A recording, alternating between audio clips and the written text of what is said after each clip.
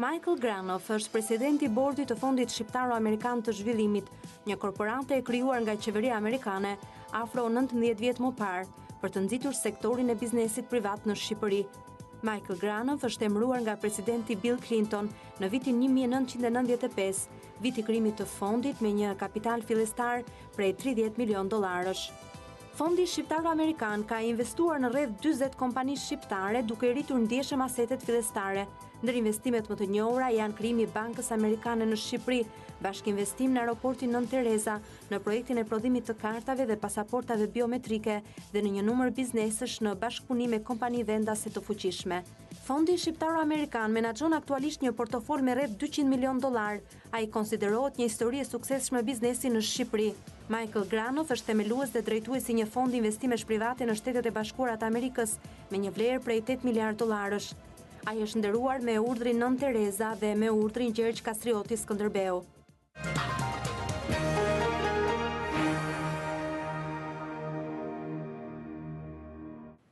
Mbrëma dhe mirë se erdhët nderuar teleshikues, edhe sonte mbrëma si çdo të martë në emisionin Studio e Hapur. Unë jam Vasili.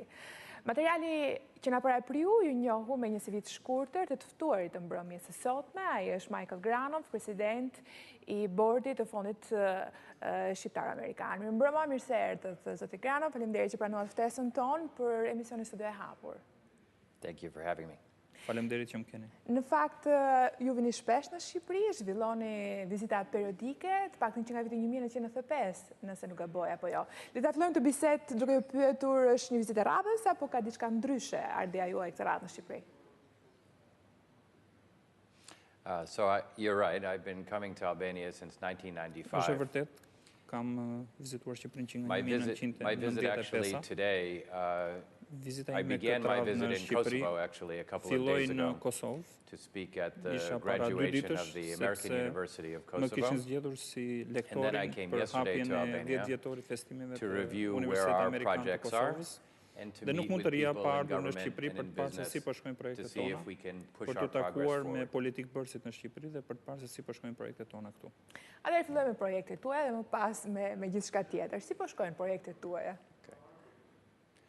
In general, the projects are going quite well. The projects of the fund, that is the business investments that we've made, are quite mature and are progressing in that way. The activities of the foundation, in some ways, are just beginning. And so there, we're just beginning to build up our activities, grow them, and expand them. Qëndrojmë tek fondi. Na përshkruajmë disa prej investimeve tuaja kryesore, ato që konsideroni sot më të rëndësishmet. So first, if you step back, we received $30 million of U.S. taxpayer money in 1995. And we began investing then. As of today, we have created value of probably over $200 million, making the fund probably the most successful of any of the enterprise funds that were created at the end of communism. If you look at investments that have been particularly successful, not just by their return, but by the change they've been able to catalyze and create in Albania, there are a couple of, I think, important ones that are good examples. One of our earliest investments was to create the American Bank of Albania. Not only did that turn out to be a good investment, but we really helped to transform the banking sector in Albania.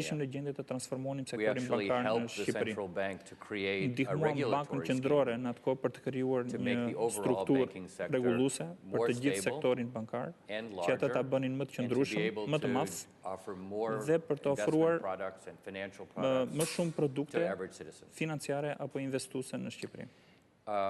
More recently, we have an investment in a company called Aliat, which Më së actually fundmi ne kemi një produces investim the në passports, Aliat, biometric për shembull, passports and ID cards for jemi Albanians. në prodhimin e And pasaporteve here biometrike. again, not only has it Dhe been këtu a përsëri, successful jo investment, vetëm që për ne ishte një investim but i I think we suksesshëm, really made a contribution por to free and fair mbi të elections gjitha ndikuan për zgjedhje më të mira në and vendin to tuaj visa liberalization dhe ndikuan për heqjen e and vizave, për ultimately, I liberalizimin e think, vizave towards në Shqipëri. EU integration. Si ndikuat?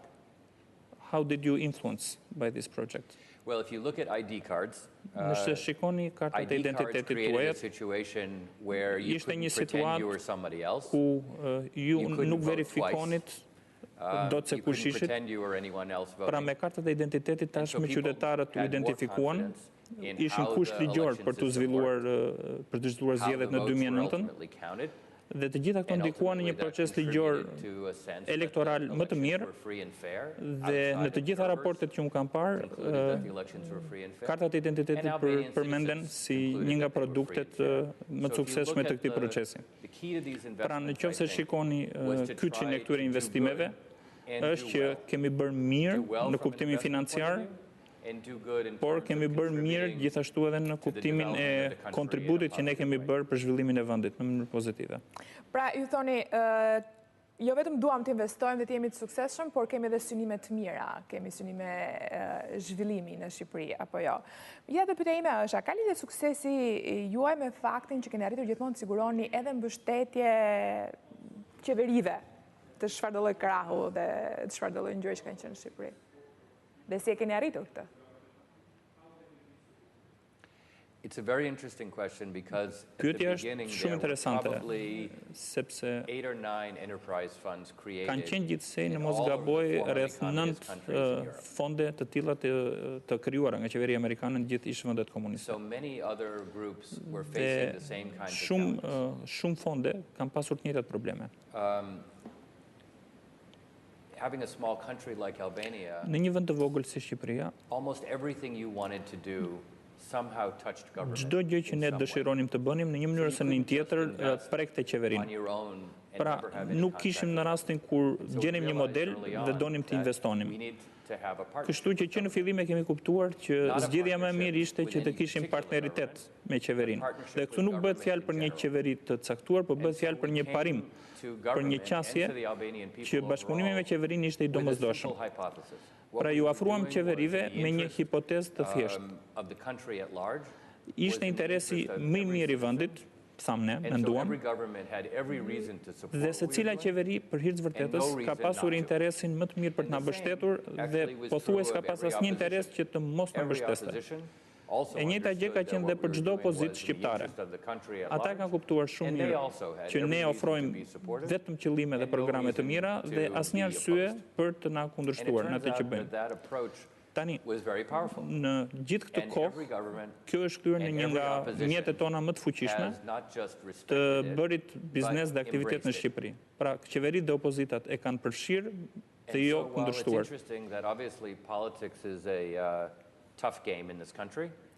Politika është sport i vështirë në këtë vend. Çdo qeveri na ka mbështetur. E kemi provuar që t'i kultivojmë këto marrëdhënie, që të punojmë me qeveritë në mënyrë shumë të respektueshme për të garantuar rezultatet që të dyja palët duan të shohin. Pra, partneriteti me politikën, qofshin këto qeveritë apo qofshin këto opozitat, ka qenë çelësi i suksesit të fondit? I do think that the partnership that we've been able to mendoj create që with successive partneriteti që ne governments in kemi krijuar me Albania has been a qeveritë ndryshme crucial në part of our Shqipëri success. ka qenë një And nga if you compare kushtet what we've been kryesore able për to suksesin do ton in Albania with what was done in other Shqipëri, countries and sepse ajo try çka to kemi në bërë contrast Shqipëri it, I krahasuar think me one vende të of the tjera key differentiating tregon që factors has një nga been exactly çelësat this e relationship. suksesit ka qenë marrëdhënia jonë e suksesshme me qeveritë ndryshme në Shqipëri. And I think it's not Dhe jo vetëm që ka qenë përcaktuese për suksesin tonë, historikisht, por është pjesë e rëndësishme e asaj që ne duam të bëjmë në të ardhmen në Shqipëri me fondacionin. Sepse mund të argumentojmë që bashkëpunimi që ne kërkojmë për fondacionin në mënyrë të veçantë kërkon që kjo marrëdhënie të jetë edhe më e thellë se sa në të shkuarën. Përpara se të flasim për fondacionin dhe të ardhmen, pasi është fondacioni që i takon ardhmes dhe me sa duket fondi edhe pak do t'i takoj së shkuarës, doja të dija, deri tani, cilat kanë qenë kriteret e përzgjedhjes për investimet që ju keni bërë dhe jeni penduar për ndonjërin, sepse deri tani na folë vetëm për ato të suksesshmet? Ose të paktën ka patur një sektor ku mendoni që sot duhet kishit investuar më shumë? So, clearly in life, not all of your children can be above average. Natyrisht, jo të gjithë fëmijët tuaj në familje mund të jenë mbi mesatare.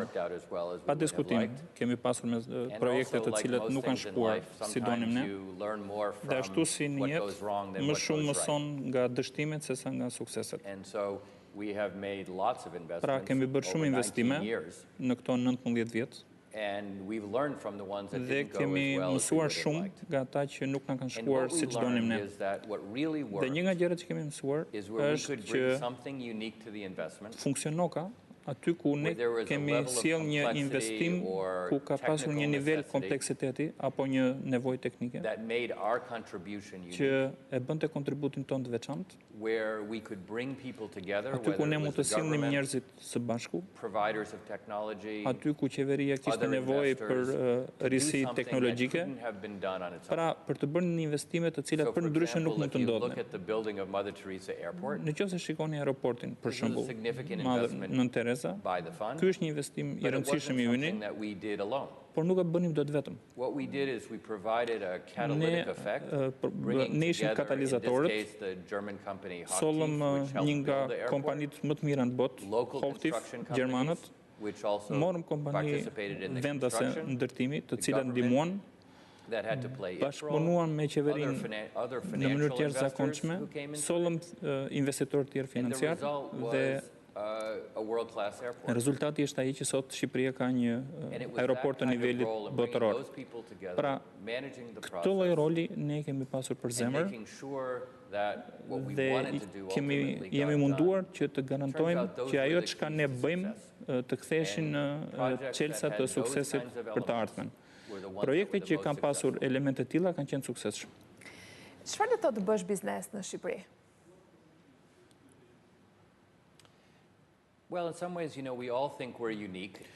Shiko, ne mendojmë gjithmonë që ne jemi më të veçantë në botë, dhe kjo është natyrë njerëzore. Dhe të vish të bësh në biznes në Shqipëri, reagimi i parë që dëgjon është që të bësh biznes në Shqipëri është shumë më vështirë se në çdo vend tjetër të botës. Realiteti është një në shumicën e rasteve të bësh biznes në vështirë për ne ka qenë si të bëje biznes në çdo vend tjetër. Që do të thotë, duhet të bësh detyrat e shtëpisë mirë, duhet të bësh një analizë financiare tënde mirë, duhet të përqendrohesh mirë në menaxhimin e investimeve tua, duhet të ekzekutosh mirë dhe ka një rregull në biznes që nuk mund të menaxhosh atë që ti nuk e mat dot. Pra, ne kemi kërkuar gjithmonë të matsim suksesin tonë. Pra, unë besoj që këto janë të normale për çdo ambient kudo në botë. Tani natyrisht Shqipëria është një vend në zhvillim e sipër. Kur kam ardhur në 95-ën, Shqipëria ka qenë shumë ndryshe, e pa zhvilluar, shumë ndryshe nga vendet e zhvilluara, dhe natyrisht ne na ngeli shumë për të bërë. Na duhej shumë të arsimonim ose të trajnoni veten tonë. Na duhesh një struktura ligjore më të mira, sepse nuk ekzistonin fare në atë kohë. Nuk ka pasur ndonjë grup të talentuar të madh që ne mund ta merrnim. Dhe një nga përpjekjet tona ka qenë për të krijuar profesionistë të talentuar që drejtonin investimet tona. Tani, çështjet e Shqipërisë si korrupsioni, rregulli i ligjit, ndershmëria, natyrisht nuk mund të ndryshonin botën, apo vendin brenda një nate. Por mund na tregoni si ja keni dalë me korrupsionin dhe problemet e drejtësisë. Këto janë dy probleme më të mëdha në Shqipëri dhe dy probleme që afektojnë në mënyrë drejt për drejt çdo që bën biznes apo jo. We have been affected, of course. I don't think anybody... Natyrisht që ne jemi ndikuar prej tyre. Është e pamundur që të mos përballesh me to kur bën biznes. Dhe ne munduar të bëjmë dy gjëra. E para që jemi munduar të sigurohemi që të investojmë në fusha të cilat pak a shumë ofronin një farë mbrojtje nga korrupsioni. Për shembull, që të hynim në sistemin bankar, i cili ishte shumë i rregulluar, ose sigurimet, ku jemi me Sigalin, nuk janë aq të lehta për të pasur korrupsion në atë nivel që ju e përmendni, ose në atë kuptim që ju e përmendni. Nga ana tjetër, donim shumë që të ndihmonim vendin dhe qeverinë dhe të inkurajonim ato që të krijonin ligje të mira, të krijonin struktura të mira ligjore që të mbronin investitorët dhe të inkurajonin ata duke ndjekur shembullin ton për të luftuar korrupsionin. Pra, kemi njohur realitetin shumë në mënyrë granulare, por nuk kemi pushuar së provuari që të përmirësojmë këtë strukturë ligjore. Pra, jeni afektuar në korrupsioni, keni pasur raste me cilat jeni përballur, mund të na tregoni diçka edhe mund të bëni një krahasim midis qeverive të majta e djathta, pasi kjo do të ishte më e thjeshtë në mënyrë krahasuese. Kush ka tentuar më shumë? Shpresoj në një përgjigje të njeriut biznesit, jo diplomati.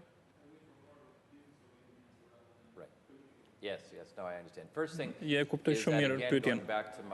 Duke ju kthyer komentit tim që vendet janë më shumë të ngjashme se sa të ndryshme, korrupsioni është çështje në Shqipëri, korrupsioni është sëmundje në çdo vend të botës.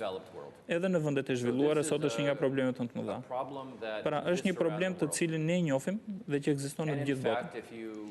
Dhe nëse do të shikosh se çfarë përpiqet të bëjë banka botërore, dhe ajo merret me çdo vend të botës, korrupsioni është gjithmonë në top listën e 3 gjërave që ata vazhdojnë të luftojnë. Pra, gjëja e parë duhet ta kuptojmë mirë këtë fenomen. Pra, është një epidemi e cila ka pushtuar në një farë mënyrë gjithë botën me efektet e saj të tmerrshme. Ne jemi përpjekur që të inkurajojmë të gjitha qeveritë që të përballen me të dhe të mos e shmangin. Dhe ne do të vazhdojmë ta bëjmë edhe në të ardhmen, sepse nuk është problem edhe njëherë që do të zhduket me magji në Shqipëri, por është një problem me të cilin qeveritë do të vazhdojnë përballen dhe ne do të vazhdojmë përballemi sepse cënon mbi të gjitha integritetin e investimeve të huaja apo vendeve dhe nëse kjo ndodh, atëherë demokracia në këto vende do rrezikohet shumë. Në fakt ishte një përgjigje diplomatike, të tilla kam lexuar edhe në disa intervista tuaja ku ju mundoni të zbusni problemet shqiptare duke thënë që janë probleme që gjenden në të gjithë botën. Në fakt 20 vjeçari i fundit në Shqipëri ka qenë 20 vjeçari i vështirë në këtë kuptim apo jo? Well, I think if you looked at the past 20 years of history in Albania. Shikoni, nëse shikoni 20 vitet e fundit të Shqipërisë. It's probably fair to say. Ndoshta është ndershme të themi, ka një shprehje në anglisht që thotë mund ta shohësh kotën gjysmë plot apo gjysmë bosh. And I think that's fair in this circumstance. Dhe në rrethanat tona është ndershme që ta bësh këtë. Albania has faced a series of challenges and issues. Është përballur me sfida të forta. Qoftë nga pikpamja ekonomike, qoftë nga pikpamja politike. Nuk ka qenë thjesht për Shqipërinë. Dhe pa diskutim ju keni gjithë drejtën të thoni që duhet shumë progres në vendin tonë. Nga ana tjetër, ju lutem vetëm shkoni pas në kohë dhe mendoni Shqipërinë e 95-s, kur unë kam ardhur për herë të parë, dhe mendoni si ka qenë. Nuk besoj se kundërshtoni faktin që jeta sot e shqiptarëve e krahasuar me 95-ën është e pakrahasueshme. Pra progresi është jashtëzakonshëm. Zhvillimi ekonomik ka qenë gjithmonë në ngritje dhe ka prekur mbi të gjitha cilësinë e jetës së shumë qytetarëve. Unë si jashtëm, si huaj, e shoh këtë në historinë e 20 viteve. Pra, unë besoj që ju duhet jeni krenar për ato që keni bërë dhe më pak të mërzitur për ato që nuk e keni arritur të bëni. Ndoshta për ne është e pa evitueshme dhe ndoshta është edhe një e mirë kjo që kërkojmë gjithmonë më tepër, por do doja dija nga ju me këtë vështrim që keni duke I parë problemet tona nga jashtë, pasi ne nga brenda e I shohim ndoshta ndryshe. Cili është problemi më I madh sot, sipas mendimit tuaj, që ka Shqipëria? I think what Albania needs to do is to create an opportunity for citizens to realize their potential. This is the challenge. Një mundësi për qytetarët e vet që ata të kuptojnë potencialin që ata kanë përpara tyre. The role of government in a way, Roli I and the role of qeverive, is to enable roli I institucioneve duhet që ata të bëjnë të mundur të nxisin aspiratat e qytetarëve të vet. Qëndrueshmërinë, barazinë, sigurinë. Duhet t'i krijojnë mundësi qytetarëve të tyre që ata ta shpalosin potencialin që kanë. Është një sfidë e qeverisë shqiptare, është sfidë e qeverisë amerikane, Shtetet e Bashkuara.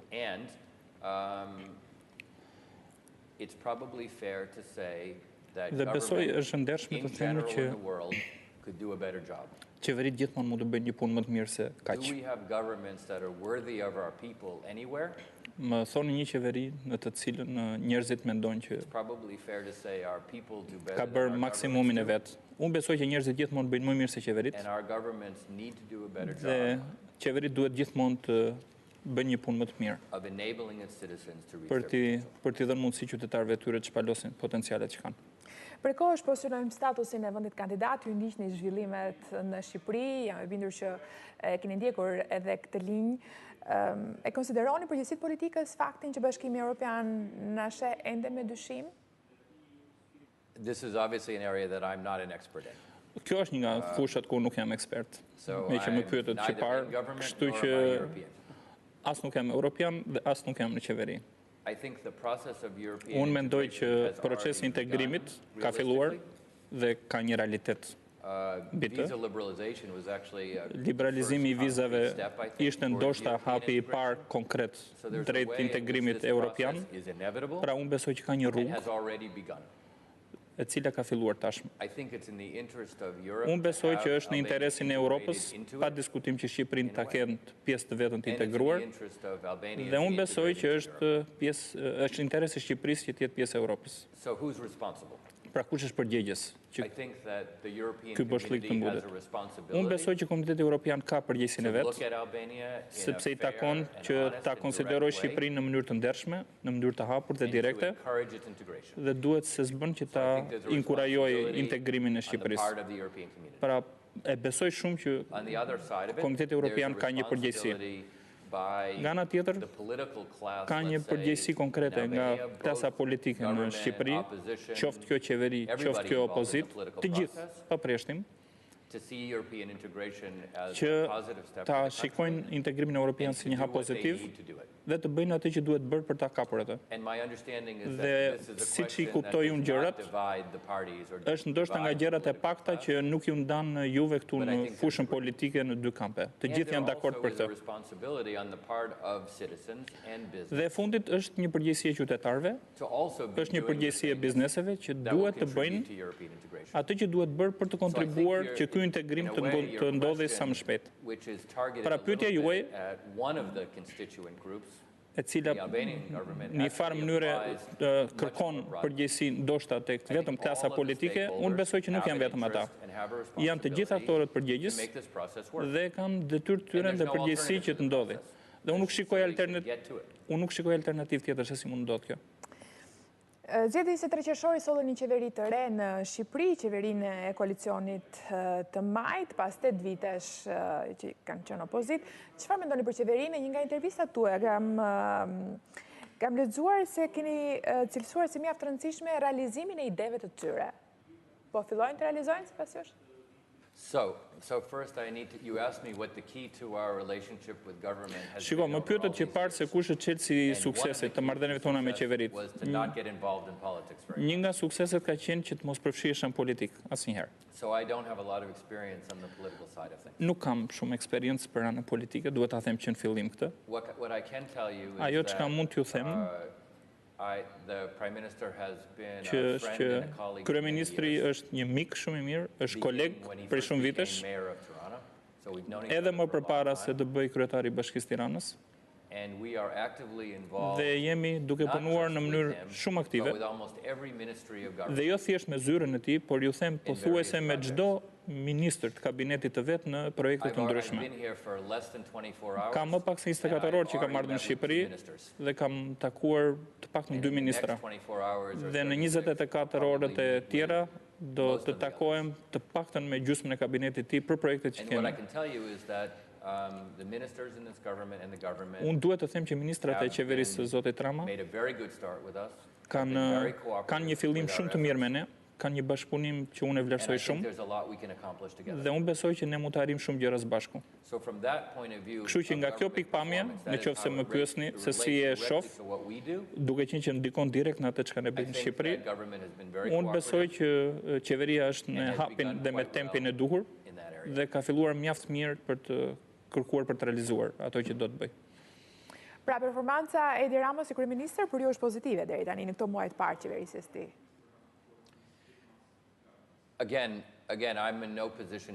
Edhe njërë, Eni, të lutem, në përgjithësi unë nuk e gjykoj dot atë qeverisje, pra e kam fjalën për macroeconomics apo për çështjet politikës jashtme, unë po e ngushtoj këndin e analizës sime duke thënë që ne kemi një listë, një portofol modelesh me të cilat ne jemi duke punuar me ta. Ka qenë mik i yni kur ka qenë në opozit dhe është një mik po ka që mirë tani që është në pushtet si kryeministër. Do ta shoh sot pasdite dhe kemi shumë për të diskutuar për punët që jemi duke bërë. Nuk e di pse, po të googlosh në internet, duket sikur emri juaj më shumë i afrohet emrit ish kryeministrit Berisha sa i takon afinitetit njerëzor dhe politik. Është e vërtet kjo apo është vetëm tash e them mediatik? Well, the Prime Minister Berisha was in power for a while. Shiko, zoti Berisha ka qenë në pushtet për 8 vjet. Dhe pa diskutim që zhvilluam një marrëdhënie shumë të mirë me të dhe punuam po në të njëjtën mënyrë për shumë projekte. Dhe përpara tij kam punuar shumë me zotin Nama dhe të gjithë kryeministrat që kanë qenë përpara tyre. Është detyra ime që të punoj dhe të zhvilloj një marrëdhënie me kryeministrin e radhës, dhe pjesë e kësaj përpjekje nuk është thjesht marrëdhënie e biznesit, por mbi të gjitha për një marrëdhënie njerëzore, sepse unë besoj te vlerat kur ata vinë ato pozicione dhe drejtojnë vendin. E kemi bërë me zotin Rama dhe kemi bërë mjaft mirët edhe me zotin Berisha. Dhe zoti Berisha, me që më pyetët, ka qenë një mbështetës i fortë i programeve tona, që nga dita e parë si kryeministër deri në ditën e fundit. Edhe atë do të takoj gjatë vizitës sime në Shqipëri. Dhe besoj që unë do të vazhdoj të kërkoj mbështetjen e tij për programet tona në të ardhmen. Është punë e popullit shqiptar të zgjedhë qeveritë. Është detyra ime të punoj me këto qeveri për të realizuar misionet tona. Si shtatë keni bashkëpunuar edhe me kryeministra të tjerë, Fatos Nano, Ilir Meta, ne gazetarëve na pëlqen ky lloj krahasimi. Ju si do t'i krahasonit? Obviously they're very interested, they're very different human beings. Nuk mund të ishin më të ndryshëm nga njëri tjetri. Dhe në zyrën e nderuar kur kanë ardhur, kanë sjell personalitetet e tyre, kanë sjell qasjet e tyre për të drejtuar këtë vend. Unë, përshtypja ime është që ndërkohë që janë shumë ndryshëm, unë besoj që të gjithë kanë pasur një interes të përbashkët dhe ai ka qenë përmirësimi i jetës së popullit shqiptar. Ndërtimi i vendit tyre për ta bërë më të mirë. Pa diskutim që janë përballur me sfida të ndryshme, në kohë të ndryshme. Dhe të gjithë më kanë pritur mirë. Kanë pritur bordin tonë krahapur, kanë pritur fondin krahapur në të gjithë investimet që ka bërë. Dhe qoftë qëndrimi tyre kundrejt nesh, apo ndaj meje personalisht, por edhe mbështetja e tyre për ato çka ne kemi bërë dhe duam të bëjmë këtu, ka qenë e pakushtëzuar. Pra, okay, në gazetari ju kufizoni të ndryshimet dhe ky kryeministër me që doni një koment është shumë ndryshe nga të tjerët, por më besoni që për atë që kërkon të bëj, qoftë në marrëdhënie me programet tona, ka më shumë përbashkëta se sa të veçanta. Ja shumë ndryshe nga të tjerë, do të thotë.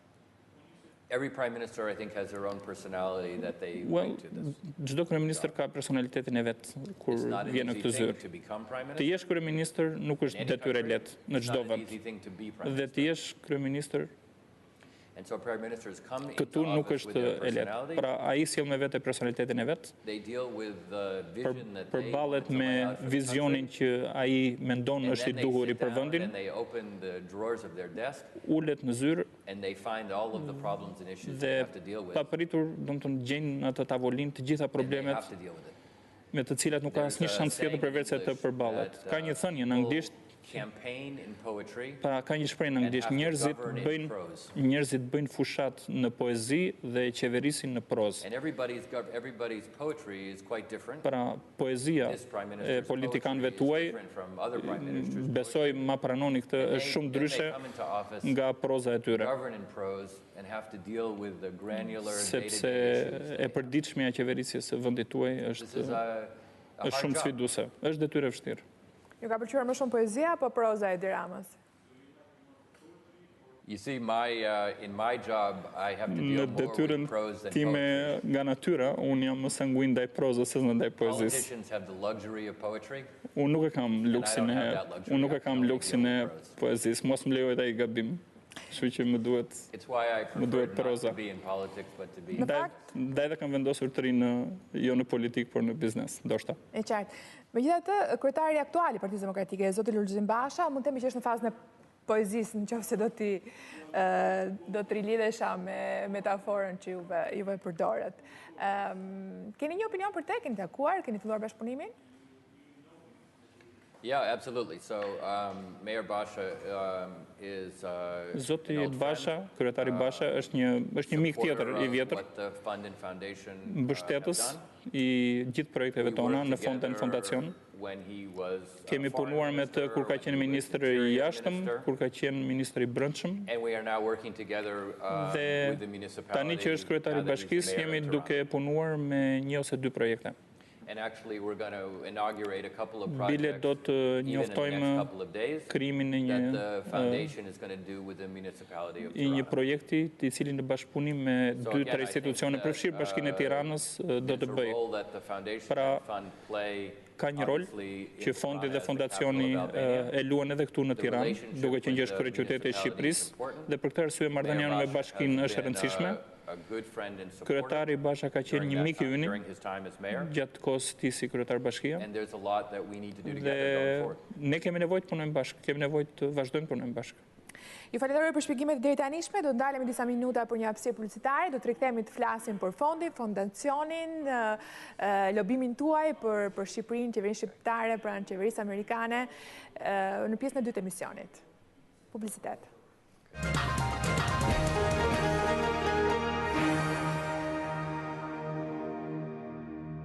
Rikthehemi në studion e hapur në këtë intervistë me Michael Granoff, kryetar i bordit të fondit shqiptar amerikan. Rikthehemi të flasim për fondin dhe fondacionin. Folëm disi për investimet më të rëndësishme, ato që konsideroni juve si më të rëndësishme, do doja të tia cila është ardhmja e fondit në Shqipëri për të folur më pas edhe për fondacionin.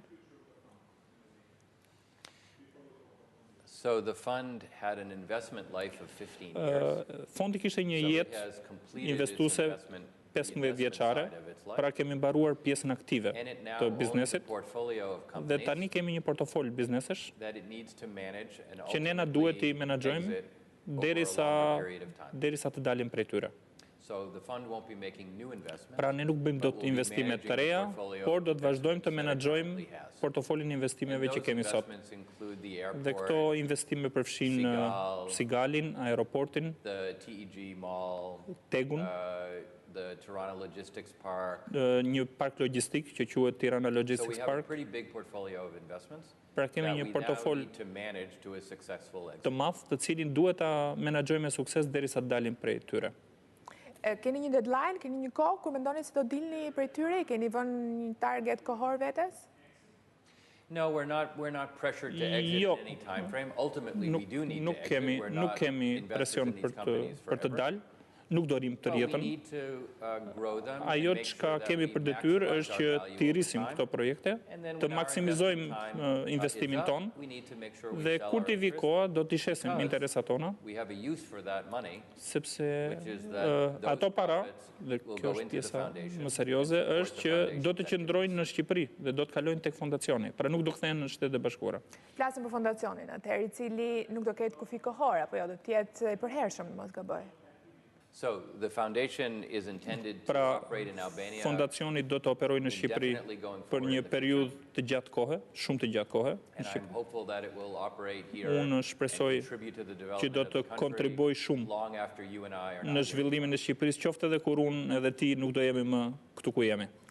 Flasim për projektet e fondacionit. Ku jeni përqendruar aktualisht? So the foundation focuses in a number of areas. Fokusi i fondacionit është në disa fusha. Promotion of private sector development in është nxitja e zhvillimit të sektorit privat, është mbrojtja dhe zhvillimi i trashëgimisë tuaj kulturore, është arsimi, zhvillimi i cilësive të udhëheqjes të të rinjve tuaj, pra kemi një portofol të gjerë dhe në të gjitha këto kemi filluar përpjekjet tona. Mësojmë shumë ndërkohë që i zhvillojmë ato, me idenë që na duhet të sigurohemi që përpjekjet tona krijojnë progres të qëndrueshëm. Pra ne nuk jemi fondacion i cili japim lek lirë dhe ajo harxhohet dhe mbaron këtu. Fondacioni do të jetë, është sot dhe do të jetë institucioni më i madh financiar jo fitimprurës në Shqipëri. Ne kemi përgjegjësi të madhe që kjo para që harxojmë, projektet që zhvillojmë, të krijojnë një rezultat të qëndrueshëm. Pra, ndryshe nga shumë fondacione tjera që ju keni këtu në Shqipëri, nuk është institucion i cili thjesht do japi lek, pra njerëzit aplikojnë dhe ne japim lek në bazë atyre që aprovojmë. Rekordi historik i fondacioneve që bëjnë këtë nuk është shumë i mirë, duhet ta them këtë. Ne jemi një fondacion operus, ne i menaxhojmë vetë projektet që zhvillojmë, sepse ne kemi një standard shumë të lartë për këto projekte. Dhe për këtë arsye duam të sigurohemi që rezultati është i qëndrueshëm për Shqipërinë në vitet që vinë. Në mënyrë që herën tjetër, kur të flasim herën tjetër, 5 vjet nga sot, dhe nëse do ta shifnit listën e projekteve tona, ne duhet jemi në gjendje të themi që këto projekte janë arritur dhe kanë kontribuar për Shqipërinë në një mënyrë që ne kemi mundësi ta masim. Në qoftë se ne nuk e bëjmë dot këtë bisedë 5 vjet më vonë, do të thotë që ne s'kemi bërë detyrën tonë. A mund të themi diçka në këtë moment për projektet e fondacionit? Kanë filluar, janë ende në proces? Çfarë po ndodh? Për gjithë interesuarit, sepse ka njerëz me projekte në dorë që ndoshta janë të interesuar. So I'll give you a couple of examples. Një nga projektet që kemi harxuar shumë kohë është ajo që ne i quajmë përmirësimi i qyteteve. Janë ato pedonalet në Shkodër, në Korçë dhe ajo që po mbarojmë në Berat. Ajo që kemi provuar të bëjmë aty është që të shikojmë kush janë nevojat e këtyre qyteteve në qendër të tyre, të krijojmë qendra të lira nga trafiku, të nxisim këmbësorët, të krijojmë shoqata për bizneset e vogla dhe të ndihmojmë në partneritet me bashkitë përkatëse për të zhvilluar këto zona në një fazë të re. Siç e dini, kemi mbaruar Shkodrën, kemi mbaruar Korçën, në Berat po del një gjë mrekullueshme, gati po mbaron. Dhe qytetarët më mirë se kushdo atje shikojnë ndryshimin që po ndodh në të mirë të tyre. Një shembull. Shembulli i dytë është sapo erdha nga një aktivitet me Ministrin e Arsimit, ku ne nderuam vullnetarët që ne kanë ndihmuar në një projekt që quhet Arritje Rinore, Junior Chip. Ajo ne përdorim përdorin vullnetarë këtu në Shqipëri për të mësuar konceptet bazë të biznesit tek studentët. Më besoni një gjë, nëse Shqipëria do të konkurrojë në botë, nuk jemi unë dhe ti që do ta bëjmë të mundur. E ardhmja e Shqipërisë janë fëmijët, janë studentët, dhe ata duhet të kenë njohuritë e nevojshme në mënyrë që t'ia dalin në një botë që është gjithmonë më e ndërlidhur me njëra tjetër. Ata duhet të kenë veglat e duhura, mjetet e duhura, dhe ky program që ne po zhvillojmë është pikërisht për ta futur këtë njohuri në shkollat shqiptare. Dhe një nga gjërat që unë diskutova me ministrin e arsimit sot ishte që ne ta fusim këtë program jo vetëm në shkollën e mesme, por ta fillojmë ndoshta që nga klasa shkolla fillore, që nga klasat e para. Me qëllim që njerëzit, fëmijët, të kenë mundësi ta marrin. Nuk ka ndodhur më përpara dhe ne mund të kontribuojmë, ne mund të sillim ndryshimet. Shumë interesante, por kulturë, infrastrukturë, arsim, nuk dëgjova në asnjë nga projektet tuaja fiten për median. Pse nkuroni të hyni në një farë mënyrë edhe në projekte që ka të bëjnë me median? Ju keni synime të mira dhe media është nga shtyllat kryesore për të përmirësuar demokracinë në një vend apo jo? The media in general, you're right, a free press is a Media, keni shumë të drejtë, është një nga pjesët më të rëndësishme të një demokracie dhe këtë kemi mësuar në vendin tonë, pikë pari. Shqipëria, nga çka lexoj të paktën çdo ditë në New York, ka një shtyp të lirë, pra nuk keni mungesë opinionesh ju këtu. Shumica e medias mbështetet nga sektori privat, që besoj është mënyra e dur dhe vendet e zhvilluara si jemi të tilla kanë. Pra nuk jam I sigurt nëse media do kishte nevojë për investimet tona, por besoj keni të drejtë kërkon pjesëmarrjen tonë. Kështu një nga detyrat tona është që shqiptarët ta kuptojnë mirë se çka bëjmë ne. Të kuptojnë mirë se si ne kontribuojmë në një bisedë qoftë edhe politike, bazuar në fakte, që adreson interesat e qytetarëve.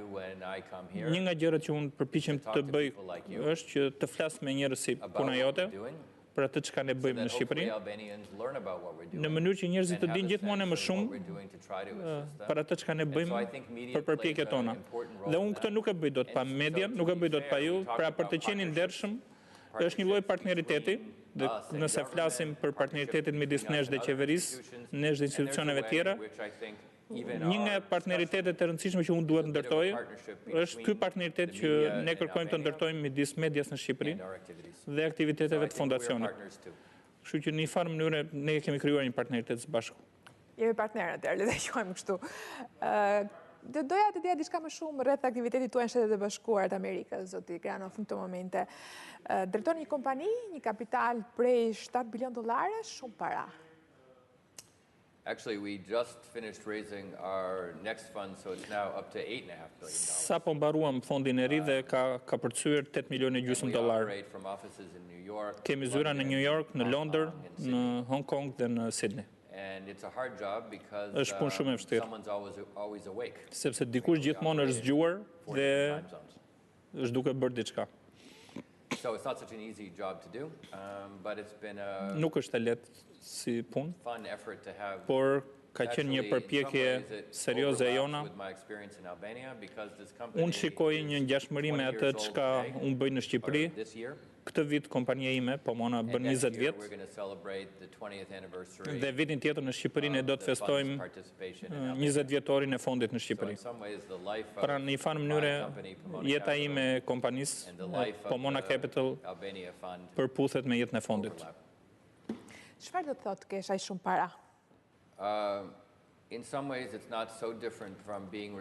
Nuk është në një farë mënyre ka që ndryshme sikur ti je përgjegjës për ato çka bën në Shqipëri. Është përgjegjësi e madhe. Ke njerëz që janë shumë të varur prej teje. Në rastin e kompanisë që unë drejtoj, investitorët tanë janë nga fondet më të mëdha në botë, janë kompani sigurimi nga më të mëdha në botë, janë nga familjet më të pasura në botë, nga mbi 17 vende, dhe ata mbështeten shumë te ne që të marrin një kthim të mirë të kapitalit tyre Dhe analiza e kthimit të investimit nuk është gjë e lehtë, është gjithmonë një sfidë. Dhe përgjegjësia ime këtu, unë e shikoj të ngjashme. Ne menaxhojmë shumë para në këtë vend dhe jemi munduar të jemi shumë të përgjegjshëm, sepse shumë njerëz mbështeten te ne, shumë njerëz na shohin, na vëzhgojnë dhe unë besoj që duhet vazhdojnë të na vëzhgojnë, sepse kemi një përgjegjësi këtu në këtë vend. Përveç të potencialit fort ekonomik, se fuqiet madhe ekonomike, ju keni edhe një potencial tjetër që është ai lobimit, jeni shumë pranë qeverisë amerikane, mos zgaboj edhe stafit zotit Obama, keni lobuar për qeveritë shqiptare në Washington? Dhe e bëni aktualisht? Keni të drejtë, kam pasur fatin dhe nderin që të njoh një numër presidentësh në Shtetet e Bashkuara. Në këtë detyrë që jam emëruar nga presidenti Clinton në 95-ën. Dhe kam punuar shumë me të. Dhe jam përpjekur që ta ndihmoj, ta këshilloj zotin Obama të njëjtin kapacitet. Diçka mbi presidentët e Shteteve të Bashkuara nuk është se ka njerëz që hyjnë zyrat e tyre që në këmbim nuk duan diçka, që duan ndihmë për kompanitë apo duan ndihmë për diçka. Pra, ka një problem me presidentët që njerëzit të cilët janë direkt me ta dhe të ndershëm nuk janë aq të shumë të numër, sepse kanë interesa. Unë në thonjë se kam një luks të tillë dhe unë e kam përdorur për t'i këshilluar dhe për t'i ndihmuar sa herë që më është dhënë mundësia. Por gjithashtu kam bërë kujdes t'i informoj gjithmonë për atë çka ne bëjmë në Shqipëri, për atë çka ndodh në Shqipëri nga pikpamja politike dhe sidomos për zhvillimet ekonomike. Miqësia midis Shteteve të Bashkuara dhe Shqipërisë është shumë e veçantë, është shumë interesante. Është aq e ngushtë dhe vjen i re, nuk kemi kufi gjeografik së bashku, nuk kemi gjuhë të ngjashme, nuk kemi kufi të ngjashme, nuk kemi tregti për hir të vërtetës me njëri tjetrin. Pra nëse shikoni ato që janë të dukshme, pyetja do të ishte që pse duhet të ekzistojë kjo miqësi midis këtyre dy vendeve. Po ja që kjo miqësi ekziston, sepse ka shumë të padukshme, të cilat janë të shprehura në vlera.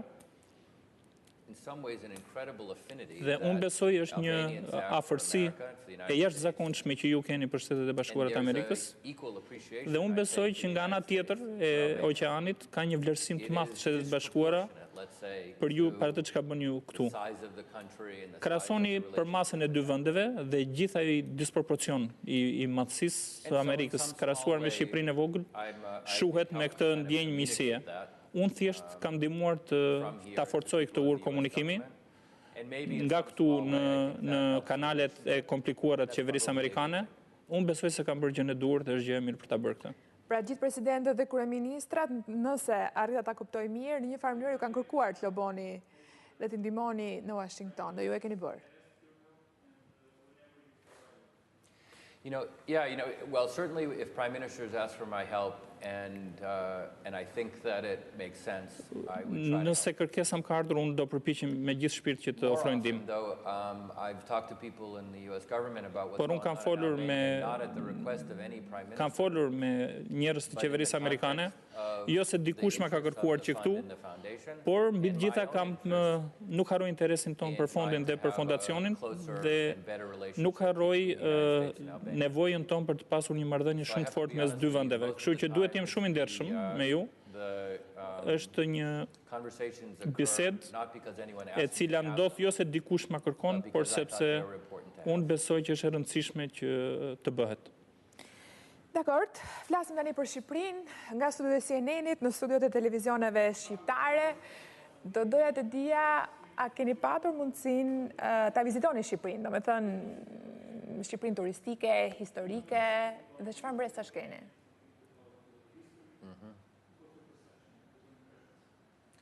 Well, Albania, has a very deep, Shqipëria incredible history ka një histori të thellë, të pabesueshme. Largely unknown beyond the borders. Dhe nuk njihet shumë jashtë saj. jashtë kufive. Dhe një nga sfidat që ne kemi ndërmarrë, por edhe për vendin në përgjithësi, është që të zbulojmë këtë thesar të kulturës tuaj historike dhe le ta ndajmë me një pjesë gjithmonë më të madhe të botës. Si shembull më të mirë po ju sjell Butrintin, parkun arkeologjik, pa diskutim që ju keni qenë atje. Ai vend është i jashtëzakonshëm.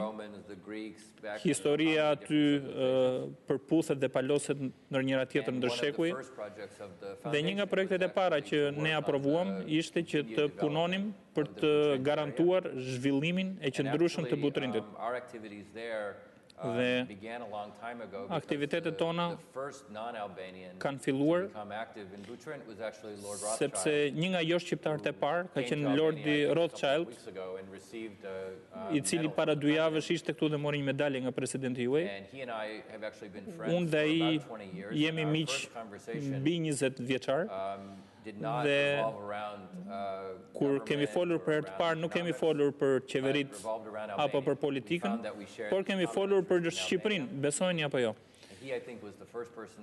Dhe ai ka qenë një nga njerëzit i cili e ka mbështetur shumë atë, dhe unë besoj këtë shembull kemi ndjekur dhe ne duhet ta zgjerojmë dhe zhvillojmë në mënyrë që njerëzit të krijojnë një sens të historisë pasur që ju keni këtu.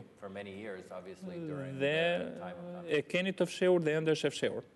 Mendoni që turizmi duhet përzgjedhur nga qeveria shqiptare si një nga motorët ekonomik të vendit? Sure, absolutely. I mean, look. Pa diskutim që e besoj. Look, Albania has 200 miles of coastline on the Adriatic. Ju keni 200 milje There isn't a lot better areas. Bregdet dhe nuk besoj se shumë e kanë këtë luks. Albania has a lot of natural resources.